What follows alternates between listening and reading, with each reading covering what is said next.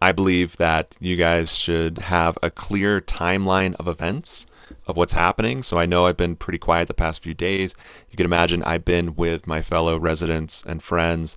We are all very shook and just in shock. It's hard to digest the amount of things that have been lost, not just ecosystems, but also historic structures and artwork, indigenous artwork inside of those structures. So I want to hit you guys with a timeline of just the facts of how this fire came to be. And there are two fires. There is the Dragon Bravo fire right on the north rim of the Grand Canyon that is now dropped into the canyon. It's making its way to Roaring Springs right now. And there's a second fire called the Sage Fire that is over 50,000 acres burning. July 7th, lightning strikes the north rim of the Grand Canyon.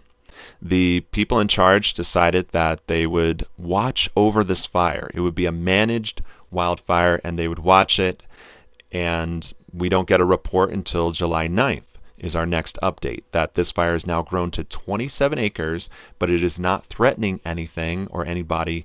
They're going to allow it to keep burning on purpose. The bottom of the Grand Canyon is more desert-like. The tops of the canyon, this is the pine forests, right? The south and north rims are 7,000 to 8,000 to 9,000 feet above sea level. They get snow in the winter. They're big, thick pine forests. This is what's burning. July 10th, I get a mass text. As a resident, I'm on a text thread. I get the mass text July 10th that all visitors are asked to evacuate the north side of the Grand Canyon because of the second fire, the Sage Fire.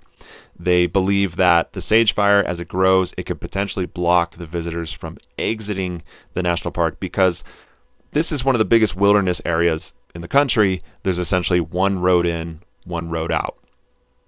July 11th, I get the mass text that all the staff, all the residents, all the National Park Service employees are asked to evacuate the north side of the Grand Canyon.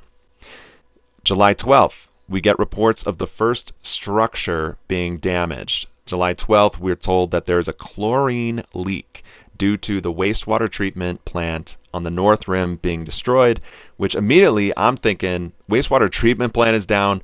This is going to be a year. This could be multiple years until the north side of the Grand Canyon opens again. Everybody at this point is asked to leave. There is now chlorine gas in the area. Everybody is asked to leave. Also, the people staying in the bottom of the canyon, Phantom Ranch, because chlorine sinks. It's heavy. So those people are asked to leave. People on the South Kaibab, North Kaibab trails, all those trails are closed. July 12th.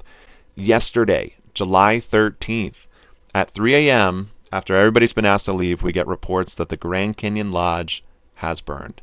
And that's when all the photographs of the Grand Canyon Lodge start coming out. And those hit the internet. People are in shock to see this historic lodge, magnificent building, has been burned.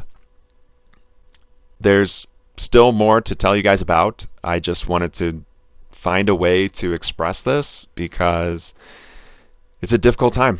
We're trying to be there for each other. We're trying to minimize our time outside because of the smoke and the gas and all this stuff. And so I no longer have a source of income. I'm trying to figure out what is next for me. But this week, it looks like it's going to be about making some videos. And this afternoon, I would like to go on TikTok Live and show you guys firsthand what's happening